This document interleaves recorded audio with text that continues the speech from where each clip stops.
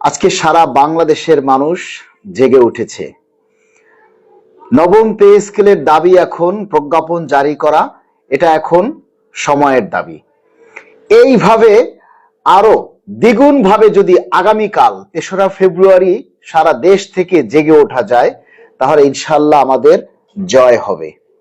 যতটুকু খবর বিশ্বস্ততার সাথে আছে সেটা হচ্ছে সবকিছুই ভালোর দিকে যাচ্ছে। তবে আগামীকালকে আজকের যে কর্মসূচি, তাকে আরো দ্বিগুণ পরিমাণ করতে হবে। কোনোভাবে এই কর্মসূচি বা এই আন্দোলনকে থামানো যাবে না। আমরা আজকেও দেখতে পেয়েছি যে সমন্বয় পরিষদ থেকে কর্মসূচিকে আরো বাড়িয়ে দেওয়া হয়েছে। অর্থাৎ দাবি আদায় ঐক্য পরিষদ থেকে কর্মসূচি ছিল 1 থেকে 3 ফেব্রুয়ারি, এখন সমন্বয় পরিষদ থেকে সেই কর্মসূচিকে তারা আবার 3 ফেব্রুয়ারি থেকে 5 ফেব্রুয়ারি পর্যন্ত কর্মসূচিকে বহাল রেখেছে। এবং এই কর্মসূচি বহাল রাখার জন্য সমন্বয় পরিষদের কাছে আমরা কৃতজ্ঞতা প্রকাশ করছি। লাগাতার কর্মসূচিটা তাহলে চলছে। এবং একই সাথে 6 ফেব্রুয়ারিতে সারা বাংলাদেশের থেকে মানুষ, কর্মচারীরা, পরিবার সহ আপনারা কেন্দ্রীয় শহীদ মিনারে পরিবার সহ আপনারা সমবেত হবেন। সেই কেন্দ্রীয় শহীদ মিনার থেকে আমরা ভুকা মিছিল করে আমরা মাননীয় প্রধান উপদেষ্টার বাসভবনে যাব খাবার আনতে।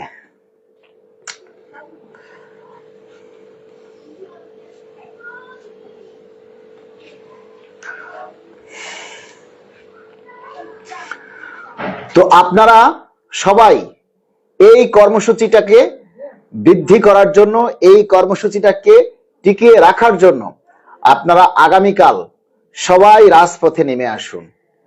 আজকে দেখেছেন আপনারা ইসলামী ফাউন্ডেশন থেকে হাজার হাজার কর্মচারীরা রাস্তায় নেমে এসেছে, অথচ কর্মসূচি ছিল যার যার প্রতিষ্ঠানে, নিজ নিজ কর্মস্থলে। কিন্তু আজকে দ্বিতীয় দিনের মতো আমরা দেখেছি যে সেই কর্মসূচি কিন্তু রাস্তায় ছড়িয়ে পড়েছে।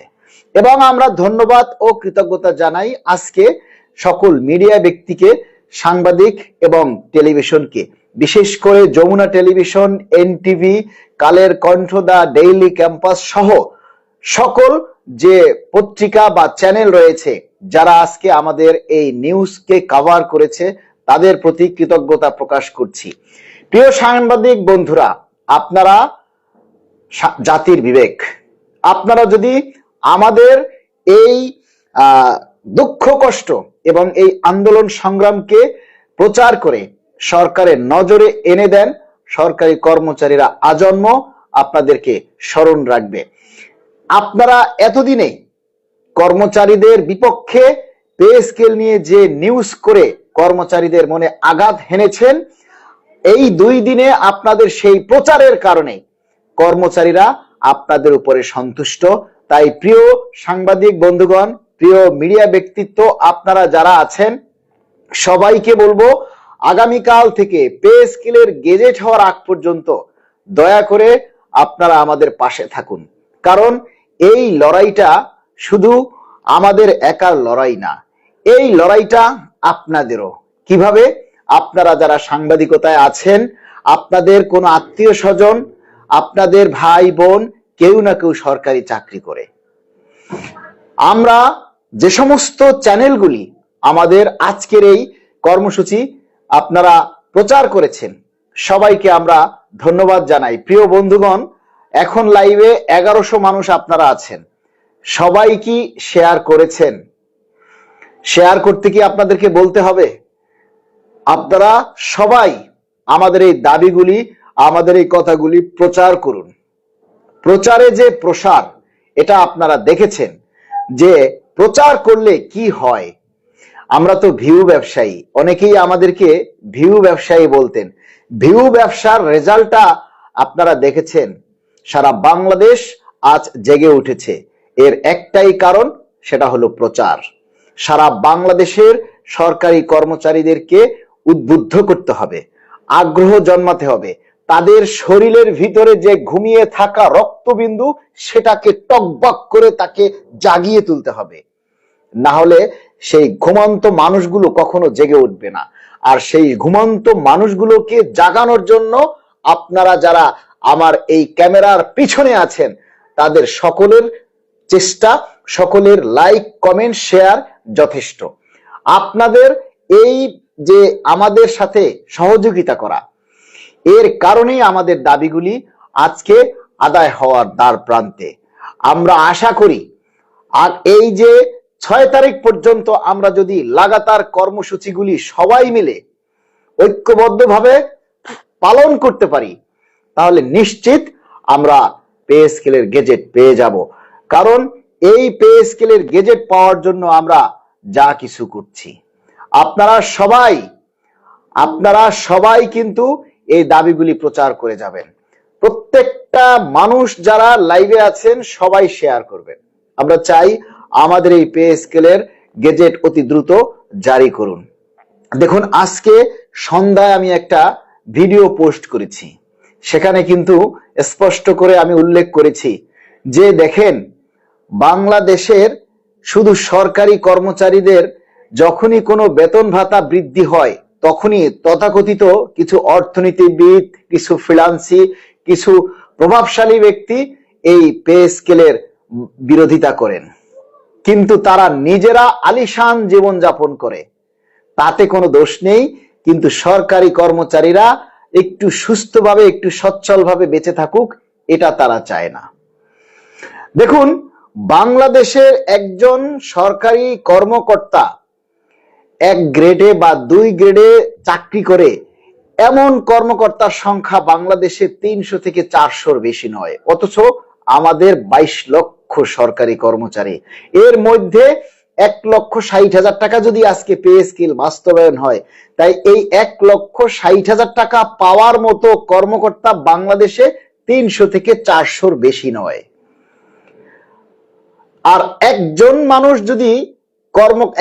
মানুষ যদি দুর্নীতি করে, সেই দায়ে গোটা সরকারি কর্মচারী সমাজ কলঙ্কিত হতে পারে না। অথচ আপনারা প্রাইভেট সেক্টরে গিয়ে দেখেন, একজন প্রাইভেট সেক্টরে 40, 50, 60, 70, 80, 90 হাজার টাকা বেতন পাচ্ছে। আর যারা কর্মকর্তা লেভেলে আছে তারা গিয়ে দেখেন 1.5 লাখ, 2 লাখ, 3 লাখ, 4 লাখ, 10 লাখ টাকা পর্যন্ত তাদের বেতন হয়। আরে প্রাইভেট কোম্পানিতে আমার নিজের এক আত্মীয়ের বেতন হচ্ছে 1.5 লক্ষ টাকা, অফিস থেকে তাকে গাড়ি দিয়েছে। আর আমাদের দেশে আমাদের সরকারি কর্মকর্তার যারা 78,000 টাকা বেতন পায় বর্তমানে 1 নম্বর গ্রেডে, তার সবকিছু মিলিয়ে বেতন হয় কত? 1.5 লাখ, 2 লাখ, এর বেশি না।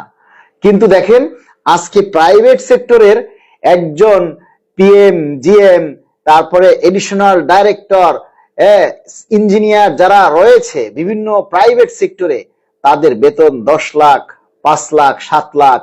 আর তাদের যে ইনক্রিমেন্ট, বছর শেষে তাদের যে ইনক্রিমেন্ট, তা আমাদের বেতনের চাইতেও বেশি। প্রাইভেট সেক্টরে আমরা যে বেতন পাই তার চাইতে তাদের বাৎসরিক ইনক্রিমেন্টের পরিমাণ অনেক বেশি, কিন্তু এগুলি নিয়ে কেউ কথা বলে না।